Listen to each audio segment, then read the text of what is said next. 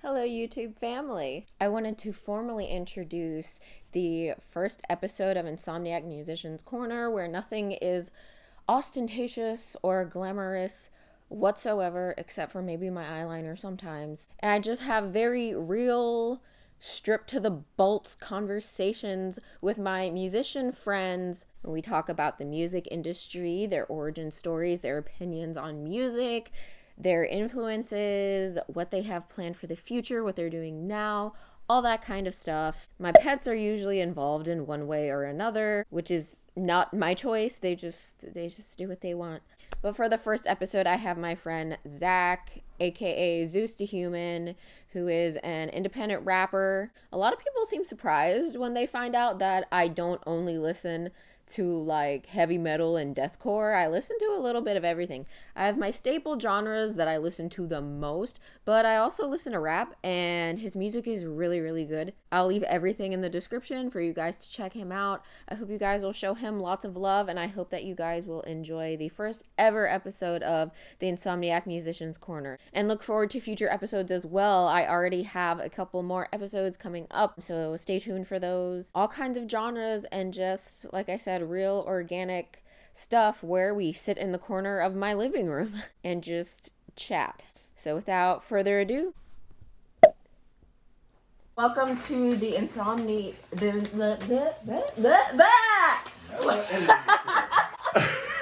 Take two. Hello, this is Crystal. Welcome to the Insomniac Musicians Corner. And I'm here with my friend Zach today. How are you doing, Zach? Fantastic. Really? Yeah. You had a good day? I just saw a movie. Mm-hmm. Last night was good? Last night was good. Yeah. Capsicum was dope. Nice. Got my weeb on. Got my weeb on. Please. Tell me where everything started with your music, from where you were with the band to how you got where you are now. Okay. The long version or the short version? Give it. All the things. Give it all of it. Okay. Growing up, I went to church a lot, and my parents were like super involved. So they would go to choir practice, and a couple other kids, we would all just get dumped in this room every Thursday. Well, all of our parents were at choir practice, which is where they held youth group and stuff. So they had like a PA, a drum kit, like a piano. We would just mess around in there sometimes, which is kind of what started it like a little bit. A couple of my friends, the Washington brothers. Oh. I went to their house as I kind of got cool with them. And I saw them play music like together for the first time, which I saw like at church during like worship and stuff. But I never saw like two people my age. Like Phil got behind the drum kit and Dave started playing guitar, and they played like a Good Charlotte song. Like half a Good Charlotte Very song. Waldorf. Very Waldorf. And I was like mind blown. Like I was like, holy shit, yeah, like I can cuss, right? Yes. Okay. That's funny. You're the second person that I've interviewed who's asked me that. You gotta make sure you don't want to be a jerk. That's funny as shit. I was like mind blown. I was like, holy shit, I didn't know this was a thing you could do. So our youth group would go on this trip every year to the Poconos, where we would all get like cabins and stuff, and like do little games, and like we would prank each other, just kid stuff. It was really fun. But they would always do like a talent show because they had a PA and drums and all that stuff there too. So we decided to cover Numb by Linkin Park. And the only experience I had was piano lessons in like second grade that I gave up, because this is how my second grade thought process was going. I was like, all right, guys, this is me sitting with my parents. I was like, I have homework and I have piano practice. I can't do both. Like, Fair enough. It's a whole lot for a second grader. Yeah. I was overthinking at that young of an age. And I was like, I love piano, but I can't do, if you want me to get good grades, I can't do both. So that was really my only experience with music, was piano in second grade. So I was probably like 13 or 14. And all I did was the do-do-do-do-do. That's it. That's all I did. And it was like, it was awesome. Like my best friend that became our bassist, he didn't even play bass at the time. He was just doing Mike Shinoda's parts. It was probably doing horrible. the Lord's work. Okay. Yeah, it was great. But that kind of sparked off this thing. All the millennials remember AIM. I hopped on AIM. Oh yeah. Yep, and I was messaging David back and forth, which is my friend that played guitar. And I was like, yo, we should start a band. And we like actually did it. And then they made me play guitar. And I had no idea what I was doing. I asked my parents for one for Christmas. They got me a crap strap with like the lunchbox amp, and I was so pissed that I wasn't good like immediately that I put it down for like almost a year. Uh-huh. And then we would mess around kind of at youth group and stuff. And then once we got serious, they had to trick me into it. They were like, I bet you can't get good at guitar. And I was like, I bet you I can. And then I fell in love. Then I was like skipping homework and like playing Sum 41 and like printing out guitar tabs because I didn't remember how to read music. The little bit I did learn was in second grade playing piano and stuff. So that kind of started off the whole journey. There was 5 of us. Like I said, we pretty much all grew up in church together. My bassist I had known since literally I was like a baby, like infant. And then maybe around 13, 14 is when the other members started attending the church. And then we got serious. And then our church would do fine arts or whatever, which is like Christian American Idol. But if you're good enough, you get through. So it's not like you have to beat people out. If everyone was talented enough, you would just pass and go on to like nationals or whatever. So we would try to do that every year, and we couldn't have been good because we weren't making it to nationals ever. And that's really where we kind of got, I think, disciplined to like practice. You had to set up and break down in a certain amount of time, so we were getting a good sense of like professionalism and stuff when we were super young. And then, so that was like maybe like 2004. Fast forward to like 2012, we've been together for what, like 6 years or whatever, 7 years, and Jeez. we had recorded an album, and that was a whole process Because that was Branch Avenue. that was Branch Avenue. Yeah, Okay. we decided to become Branch Avenue, which was the highway the church we all met was off of. But you know, Ocean Avenue, Yellow Card, all that Avenue sounded cool. Yeah. And it was actually It was represented. a cool name. Yeah, I loved it, man. I loved it. So we started doing shows in like locally or whatever, and we did a Battle of the Band. We did many Battle of the Bands, but we never really ever won, like ever, because it was all politics. It was all based on like ticket sales. So it was like the rich kids pretty much always won. But this one talent show we actually did, we won, and we won studio time at this studio called Night Sky in Waldorf. Shout out to Ron. He's still running that place. He's been there for like 25 years. That's cool. Yeah, so maybe like '08 or so, we had started recording with someone else, and it went really well. We did our first album, decided to change our sound, change our name. We were doing like heavy rock with like pretty much no screaming. It wasn't quite metal, but it was like almost. You know, it was like scratching the surface. And then we decided to switch to pop punk. That's when we won the Battle of the Bands, started recording at Night Sky, and then we just formed a bond with Ron, who's the engineer slash producer slash has a master's in guitar. Like, Shit, that's awesome. he's a legend to me. Like, he's so talented, it's insane. And then it was off to the races after that. We were recording singles and doing music videos, and so fast forward from then, that was like '08, '09. In 2012, our singer left. So there was 5 of us, so it left us with 4. And at the time, we had already would do this thing where our drummer and I would switch. He would play guitar and I would play drums. Oh, okay. For a couple of songs, just because it was like it was a crowd pleaser. Like people would freak out. So we already had kind of started dabbling with that. And since at this point we had been together for like almost like 10 years, it was pretty much the ball was in my court. I could either say, hey, I want to stay playing guitar and we can like audition someone, or we can switch and our drummer would be our lead singer and I would just become our drummer. And I was like, you know what? I don't even want to sleep on it. I don't feel like dealing with new people. Yeah. Screw it. So we started practicing with that, lineup, and we did our first show after maybe like 3 months of practicing, and I guess because we had been together so long, we were like, we'll be fine, it's enough.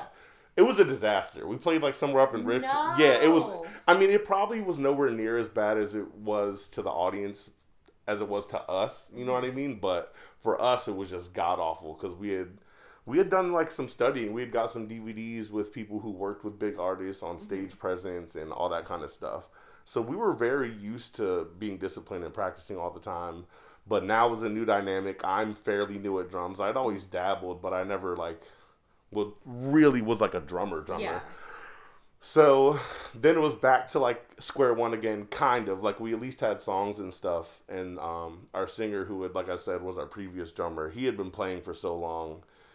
He had helped me out. He was giving me songs to like learn and stuff, and it was like this big grind. And then we finally got to where we feel like we were before our singer left.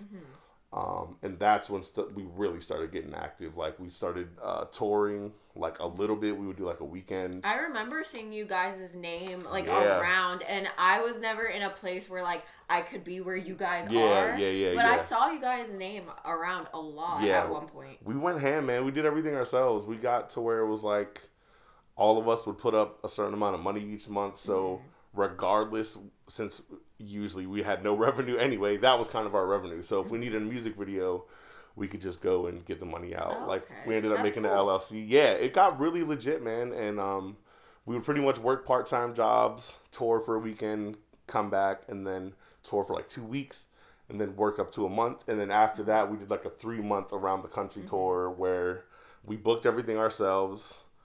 And it was pure insanity. That's dope as fuck, dude.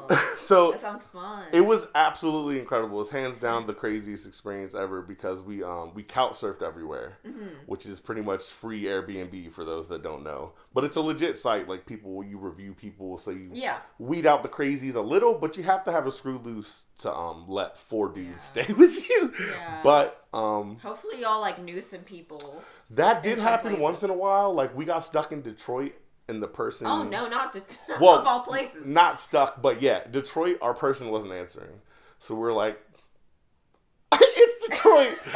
Like, wherever you're from, imagine your hood and imagine just the whole city is that. Like, all of it. Like, Detroit, really, it was nuts. But I happen to have a friend from high school that moved to Detroit. I hit her up. She let us stay there. And that was one of the funner nights because most of the time we would just sleep at a stranger's house and that would be the end of it. My bandmates stayed there and I went to the MGM there with my friend and her sister and we went and like got drinks and shit and like it was cool. Nice. But yeah, that did happen a lot. It was terrifying. I mean, it was super dope knowing like I'm about to be gone for the next 3 months and all I'm doing is playing music. Different city every night. Like musician's dream. It was the best. Most of the shows... I would say like 60 to 75% were not great. Not that we didn't perform well or nothing, but as far as like turnout and stuff. Yeah. But some of them were super dope. Like I would have never thought I would love Lincoln, Nebraska. Don't know anything about Nebraska, but it was so random. So random, but it was a super young town. The venue was super new. The whole, at least that part of the city was all new. It was all young people. The scene was popping, and the bands there had enough clout to where it was like the place was packed out, even though every single city, pretty much no one ever heard of us. Yeah. Except for like when we were going out on the weekend stuff, we would keep it somewhat close to like the tri-state area. So some of those shows were better. It was absolutely insane. And so that was maybe like 2014, 2015. And we had really found our sound again and everything. And then... really what kind of derailed stuff, unfortunately, our guitarist, he almost died. Like, he got in a really, really bad car accident. Oh, that's like, horrible. He was pretty much coming down the highway this way, and someone flew off the median in, like, a Tahoe, like a 90s steel box. So it flipped like this and landed on top of his truck like this. Like, what are the odds of that happening, like, ever at all? Ever. What are the odds ever? What are the odds you're in the lane? Like, all he saw was headlights flying in the air, and then boom. Like, he should not be here. The pictures of the truck... I'm glad he is. It looked like someone just took his truck and just... Oh, that's fucking He should not be here. So, like, thank God he's here. It was nuts. He had a quick recovery. No permanent damage other than, like, some nerve damage and some badass... He's my size, but, like, fit. Like, he's, like, 6'6", so the scars suit him well. You know what I mean? Like, I'm sure he was like traumatized though. Oh, all of us were. Like it was an absolute nightmare. I think that kind of threw us off our stride, obviously, like a little bit because I was super devastating. Everyone just kind of started getting married and having babies and stuff, and like life happened. That kind of became the priority. So I don't even think there was never a time where we officially we're on hiatus or whatever. It was just like practices weren't happening as much and like we were just kind of growing apart a little bit. It's life, it happens. They're still my brothers, they're still my best friends in the whole world. And they're still making music and stuff too, which you should definitely go check out. I'll shout them out like at the end and stuff. And I was talking to my friend Steph recently. He plays bass. We were having a little like B-roll conversation, and he said, like kids that grew up in the time that we grew up, it's like everybody grew up and all these kids started bands. Yeah. But because of the timing and because of the economy, by the time we reached like our early 20s and we were like on our own kind of, everybody had to start grinding, or people found themselves having kids. And so all those things kind of dispersed. And now that we're like entering our like early 30s, everybody's hey, there's nothing wrong with early 30s. No, there isn't. But now that everybody's like entering into their 30s, everybody's like, well, let's get the fucking band back together, or let's start doing the music bands we again. used to listen to are doing that. Like, that's starting to happen now anyway. 100%. I mean, luckily my singer, he's still making music. He's to the point to where he can like record everything himself, and he can mix and master like that's awesome. Well enough to put stuff out. You know what I mean? So I was like, hey man, we should do stuff. Yeah. So we've actually, I only hate saying collab because it was an inside joke with us for a long time. But we collabed or whatever. I've done some stuff with him. I've even done some stuff with our original singer. Like I said, I'm still close with all of them and stuff. That's good. But yeah, no, it's been cool. So pretty much, I'll rewind a little bit. In 2013, we were doing our tour stuff. My dad passed away.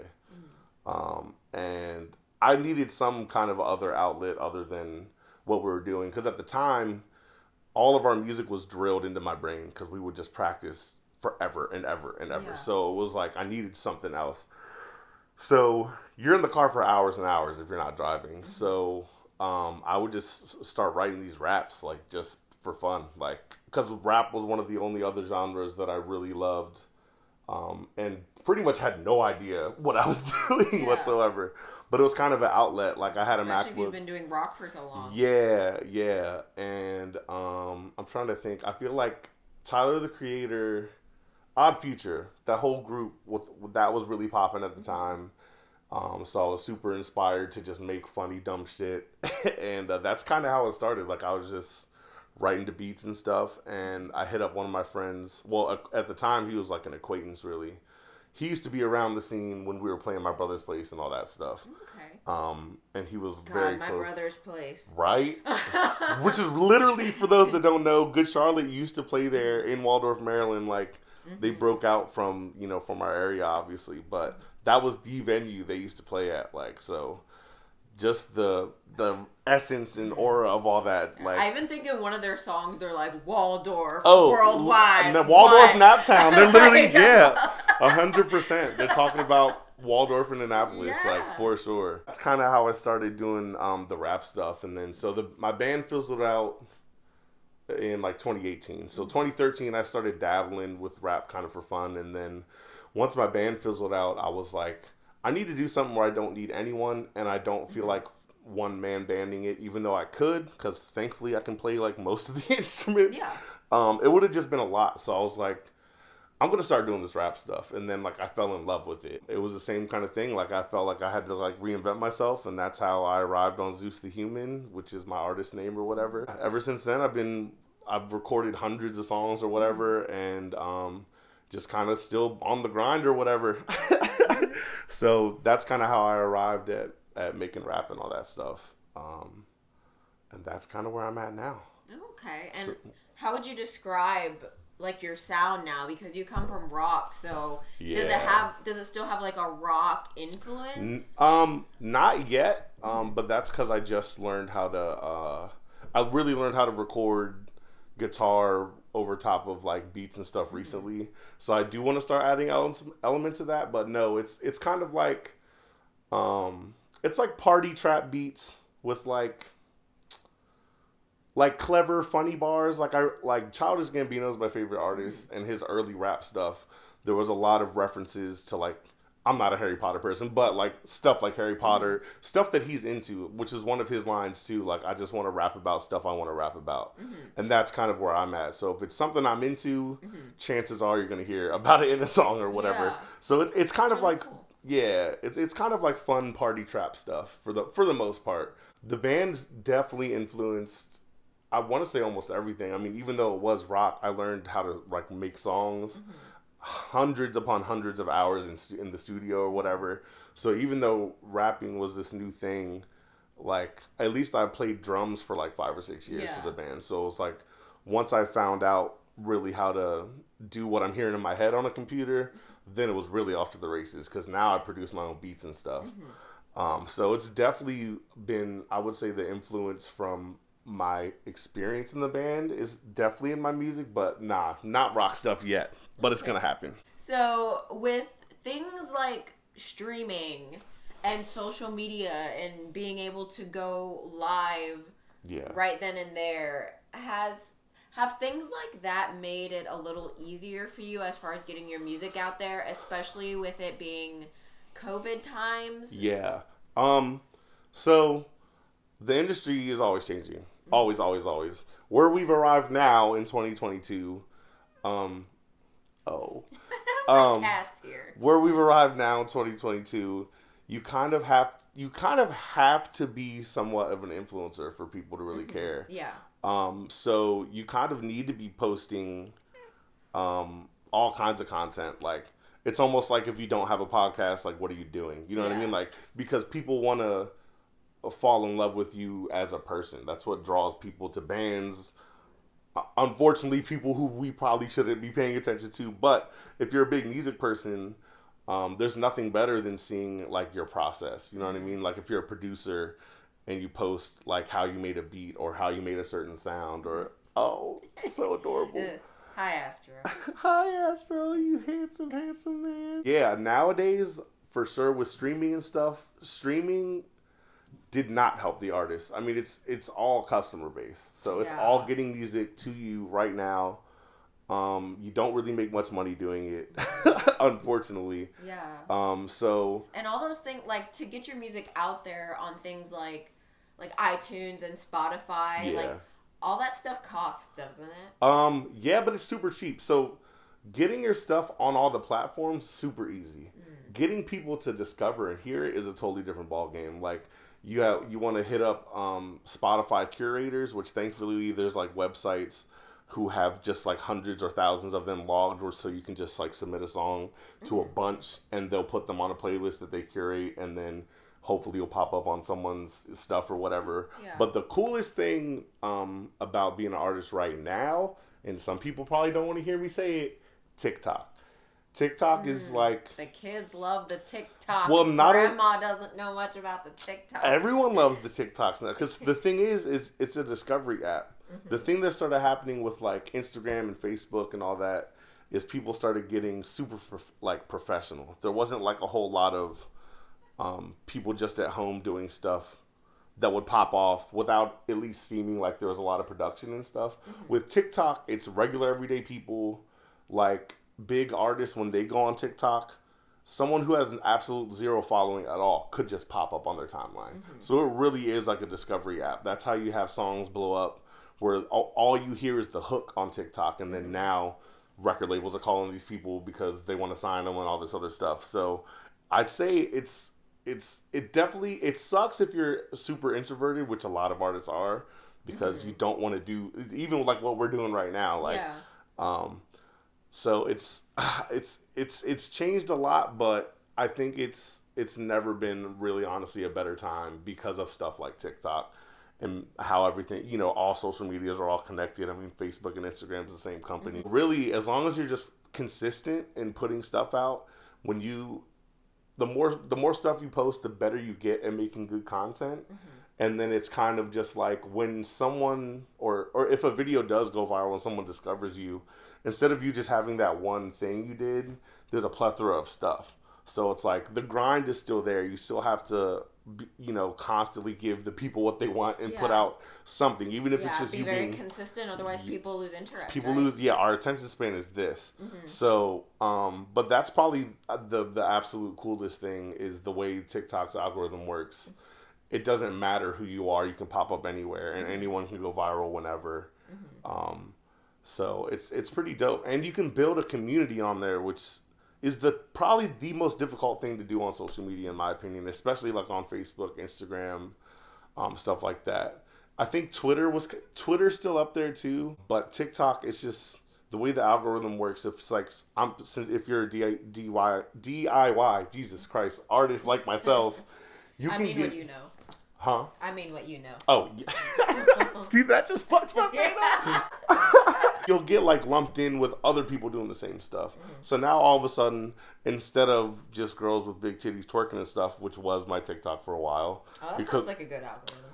That's because what I was looking at. It's because that I wasn't searching for it, but TikTok does this thing where it's like, you like this? Oh, you like this? I know, and then they just. But now, we love the honesty. Hey, that's just how it works. So people go on and think it's this dancing app or think it's whatever. Mm-hmm. Really, if you let the algorithm work for you, now my whole timeline is all either advice on being an artist or it's other artists trying to do the same thing I'm doing. Mm-hmm. So it's easier to see people that I follow. If I interact with them a lot, they'll pop up on my timeline a lot, and I'll leave a comment like, yo, this was dope, or hey, duets have been the coolest thing ever, because you can just rap over top of a producer that posts a beat. Like, someone went viral because they duetted one of Timbaland's beats. Like, whenever would you get an opportunity to rap on a Timbaland beat? You know what I mean? It's stuff like that that really, like, connects people, and I've been really seeing, since I've recently decided to post something every day. I haven't done it, but it's been very close. Like, my following has shot up, my views have shot up, and I'm finding people that I can constantly get content from. Mm-hmm. You know what I mean? And since I do play guitar and I do play drums, it's easy to switch it up a lot. You know what I mean? So I can play. Like I said, I like doing stuff that I like. So I posted like a cover of me playing like a compilation or well, I'm totally blanking on the right word here, but I pretty much combined one of the old Doom songs to one of the new ones, and just shit like that. You know what I mean? Like, it's just it's really dope. I think that's probably kind of the way shit is now. Whereas even like 5 years ago, it was kind of similar. Like, people were blowing up on like Instagram and stuff, but now everything is TikTok. Like, Facebook has Reels, Instagram has Reels, YouTube has Shorts. Yeah, very true. Yeah, Instagram is pretty much just not as glorified TikTok now. Pretty much, and the cool thing is it's different outlets on the same app. So I can go to Instagram and just look at posts, or I can just go to Reels and TikTok it up or whatever. So if you post a Reel and you post, do like a regular post, which usually it combines them and stuff anyway. There's like multiple ways for you to get discovered. So like I've gone like semi-viral on nothing on the music, unfortunately, but funny stuff. Okay. I'll take it where I can get it. But there's a couple like blind reacts I've done that have gotten a lot of views. The coolest thing ever, which isn't music related at all, but when on Jimmy Kimmel when they have celebrities read like mean tweets. Yeah. Mm-hmm. Okay, so the Super Bowl last year when Tom Brady won, the week before that, I woke up like getting ready for work or whatever. It's like 5 a.m. My friend DMs me. He was like, "Hey, is this you?" And I was like, "What are you talking about?" And I go, "That's a scary message to get." I know. And usually it's spam or whatever, so I was like hesitant anyway. But it was really my friend hitting me up, and I click on the link, and it's Tom Brady reading a tweet that I tweeted like 12 years prior, pretty much shitting on him. Oh my god! So literally, wow, bruh, Jimmy Kimmel didn't like it.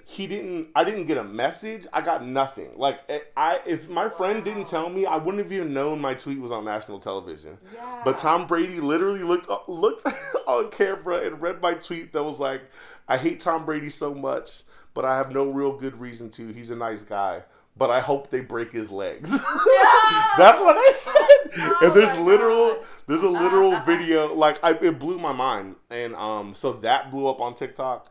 Didn't matter. It didn't help like at all. I thought at least like the tweet would blow up, and then maybe I can get people to be like, "Hey, I make music." Like, but redirect them. Yeah, doesn't matter. They don't care. Oh, that's crazy though. Yeah, it's nuts, man. Because it's my ringtone right now. Like, still, like if you call me, it's Tom Brady literally reading my tweet. Like, that is so funny. What are the odds, yo? It's like Michael Jordan. You know what I mean? Yeah. Like, oh my god, it's my favorite thing ever. So you never know, man. Like, stuff pops off for no reason. I was on like Ridiculousness the first season. Really? Yeah, my friend's getting broke on like a swing set in Costco Park in Clinton. Yeah. What the I checked. hell? Yeah. Oh my god, Dude. dude. First seat. No reason. No reason at all. And who And checks? they don't say anything to you. Well, I No. guess it's on social media. Well, that worked a little differently. That I happened to check my YouTube messages. Who checks their YouTube messages? Like, I forgot YouTube even had exactly. So you should probably check. private messages. Dude, oh my god. so I get a message from this woman, and she was like, "Hey, Rob Dyrdek's doing the show," and she explained what ridiculousness is, and I was like, "Bullshit!" And I Googled her, and I was like, "Oh, she's a real MTV producer." Oh Holy my god, shit! I can't imagine. Yes, so she sent forms over and all that, and everyone in the video was supposed to sign and all that stuff. And they sent some money, but it wasn't a whole lot. And they were like, "You'll only get paid if it airs, and you just have to watch the season." So literally every episode, I was just like, maybe it'll be on there. Yeah. And on season 1, episode 10, there was like a compilation. It wasn't one of the ones where it was like a whole category, but it was one of the ones where they were like jumping through videos real quick. And I was like, oh, that's my friend. Like, I was the one recording, so I wasn't even like in it, but it was super funny. But yeah, man, you never know, dude. You never know. Like, people are paying attention. Yeah, you just gotta have the balls to put your content out there, I guess. Yeah, and that video had been up for almost 10 years. Yeah, you know what I mean? Like, at the time. So it's like... Holy shit, I can't imagine. Yeah, dude. And like I said, the Tom Brady thing had just happened, but Ridiculousness was like, how long ago did that show start? Like, it was forever ago. But, hey, you never know. Tom Brady might end up reading your tweet on Jimmy Kimmel. Something. Oh my god. And just keep putting out content and keep making music, and just hopefully people will start caring about it.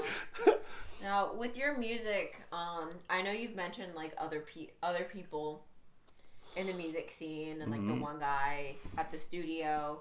Is there anybody who you're really wanting to work with and actually make music with right now, or do you prefer just to keep it all to yourself? With the rap stuff so far, I've mostly made stuff like with friends.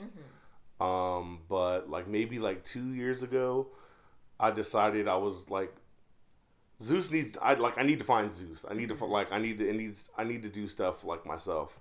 So, cause really, I had made a bunch of songs, but it was mostly never just me. So I was like, I need to be able to make a whole song myself, because otherwise I was just writing verses for like just a verse. You know what I mean? So I was like, I need to really be able to find my sound and really do stuff for the most part myself. For the past couple years, like one of my buddies, he's an engineer also, super talented. Shout out to A-Rock or whatever. He makes dope music. So he's helped me out with recording like my EP and stuff. So I've had him to help like with making beats and stuff like that. But for the most part, no, it's just kind of been solo dolo. Like, other than going to a studio, like I have the stuff to record at my house. So I can record it like raw and not do any mixing and send it off to someone.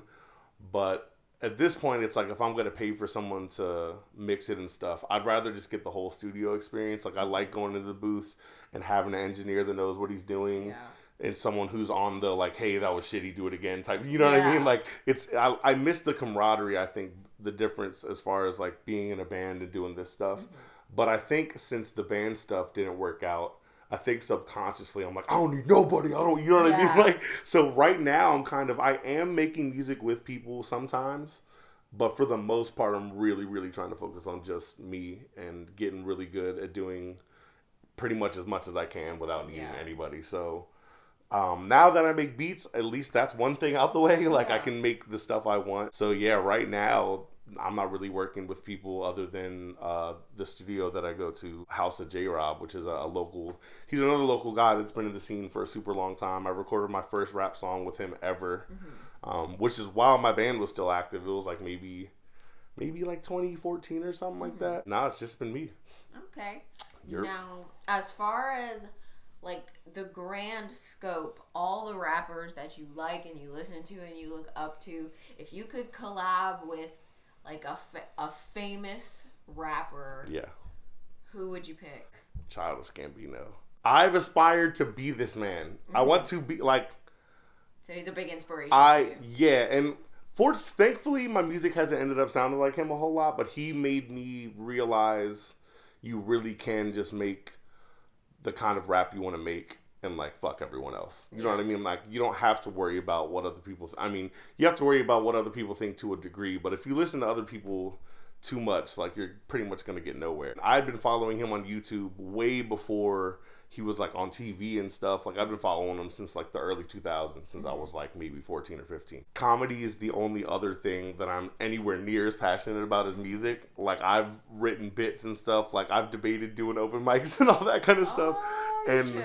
I want to, but it's like, it's you pretty much know you're gonna eat shit. You know what I mean? Like like because it's the only thing you can't practice without doing it in front of people. Like guitar, you can at least like put some work in and like hone your skills. Comedy, you just have to try out in front of people. Yeah, that's very true. That would be nerve-wracking. Yeah, and so back in the MySpace days, Donald Glover, aka Childish Gambino, would do this tour called the I Am Donald tour, where I don't know what order he would do it in, but he would do like sketch comedy, stand up, and then end it with like a set of his music, and like that really fucked my head up. Like I was like, I want all these things. Like I want to be funny. I want to have clever bars. I want to, XYZ.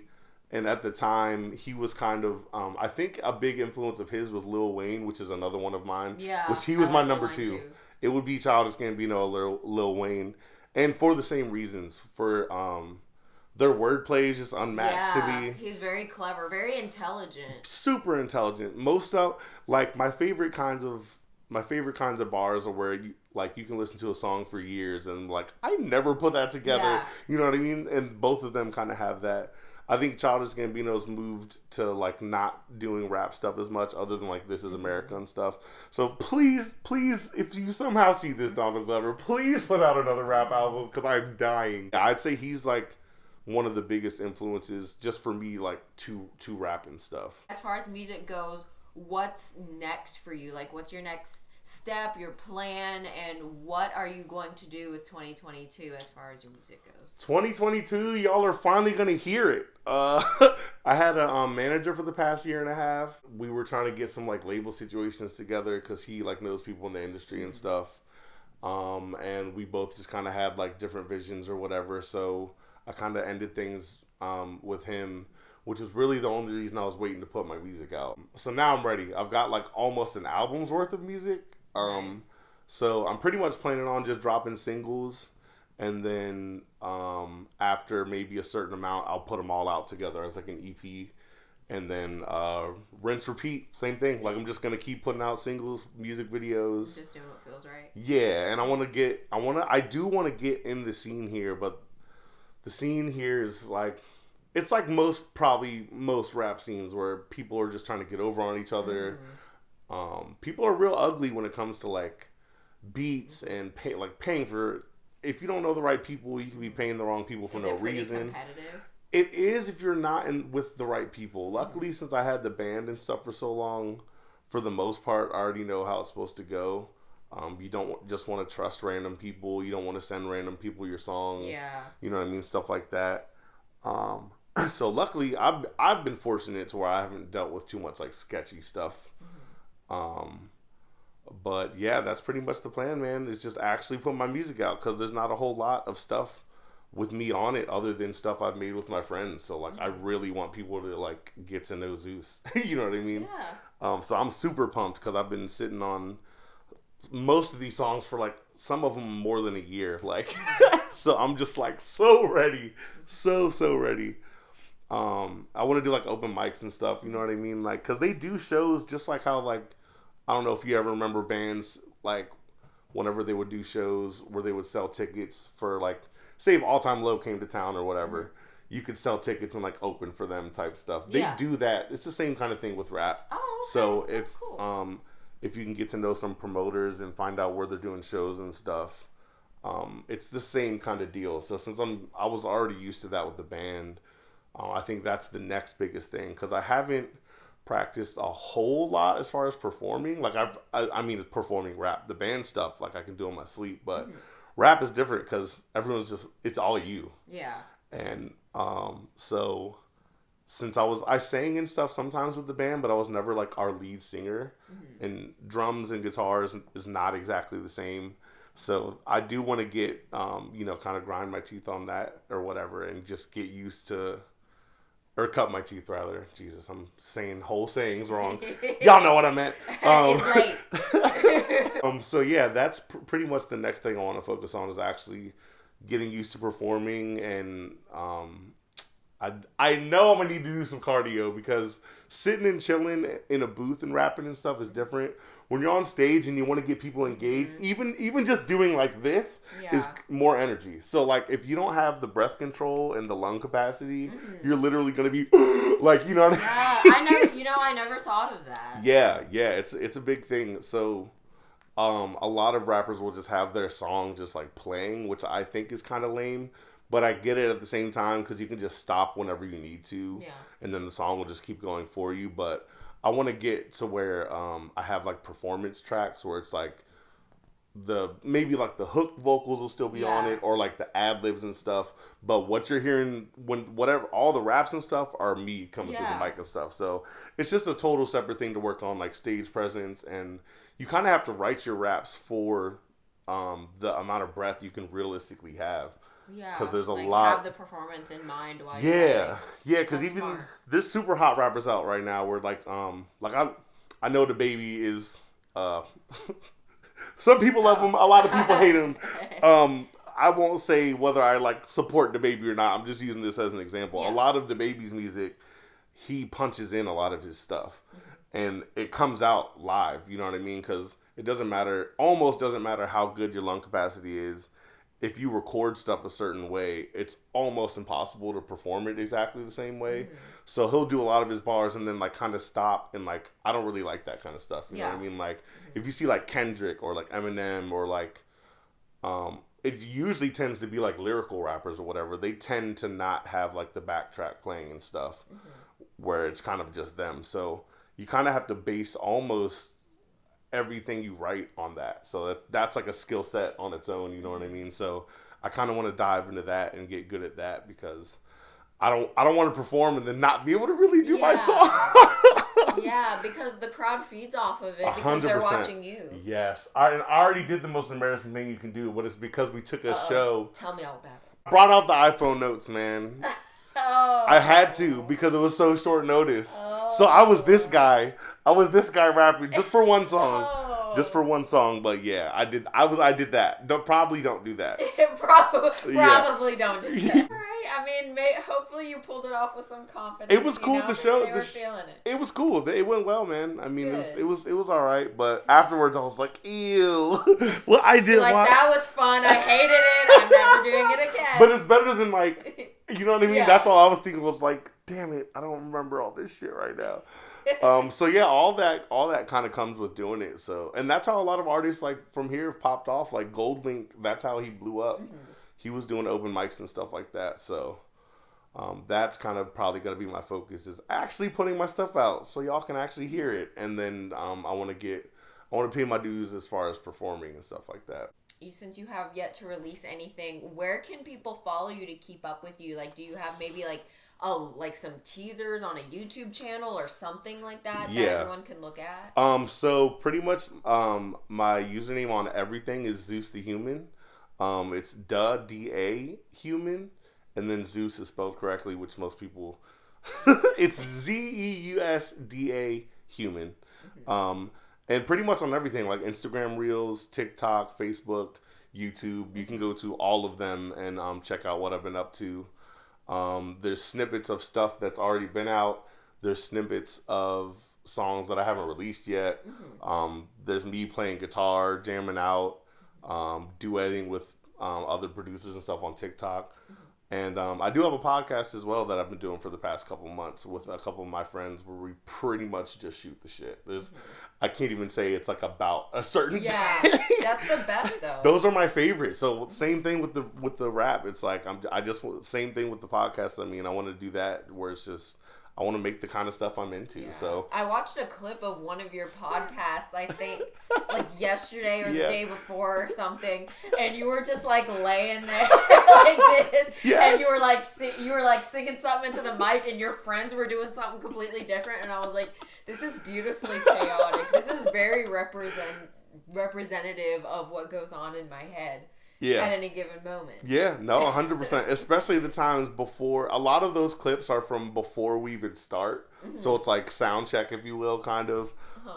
And I don't know. We just, once you've been friends with people for like double-digit years, it's just, who doesn't want to watch people shit on each other or whatever, you know what I mean? Like, and when they watch your camaraderie, it's like they feel like they're a part of your crew. Right, 100%. And that's kind of what we want to accomplish, is people to feel like they can be our friend, you know what I mean, or feel like they know us or whatever. Yeah, especially times right now, because some people in some places, they still can't go see their friends. Yeah, or COVID is still a thing. People have been drawn apart because they were apart for so long, so things like that are nice to see. Yeah, no, 100%.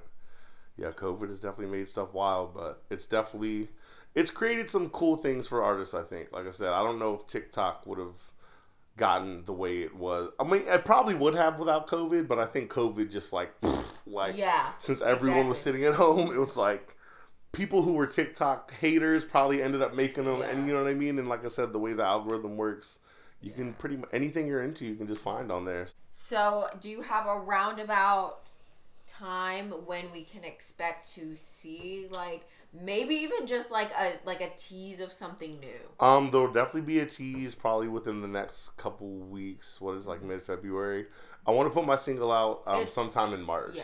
Okay. So hopefully by the end of March, I already have a music video and the single done. It's just I'm trying to, like I said, I've been sitting all this stuff for forever. I'm just trying to get together somewhat of a marketing plan, even if it's like $5 on promo. Because that's the other dope thing about Instagram, Facebook, all that. They've made it super easy for artists to promote themselves. You can be very specific on the audiences you choose and stuff like that. So I'm gonna let other people take care of that. So I'm consulting with some people and not your whole game. Yeah, no, it's just so grueling because you don't know what's gonna work. You have to do like trials, and do like 5 different videos or 30-second clips or whatever, and you don't know which captions are gonna work. You don't know which video clips are gonna captivate people. So you have to run multiple ads at once, and then the ones that work, you just run those, and then you pretty much it's a vicious cycle, just doing that over and over. So once I get that stuff in order, I should be straight. But thankfully, our bassist is the bassist in my band or whatever. He's become like damn near like a master marketer or whatever with stuff online. So very cool. I'm gonna work with him. All about who you know, right? Absolutely, with everything, especially with music, but just kind of in life. That definitely works for everything. So hopefully sometime in March you should see my single and my first music video, and I'll definitely be teasing some stuff soon. So whatever social media is your preference, all my stuff is on there. All right. Well, make sure you go follow ZeusDaHuman. We'll spell it out for you, and I'll put all the info in the description so that you guys can go check out and keep your eyes out for stuff to come out in March. March. And thank you so much for talking with us, Zach. Yes, thank you. I appreciate it. This was awesome. Yeah, and in like 6 months, I'll interview you again, and you can tell me about how famous you've become. Yeah, how I got my feature with Lil Wayne. Okay, well, thank you guys for watching the Insomniac Musicians Corner, and I'll see you guys in the next.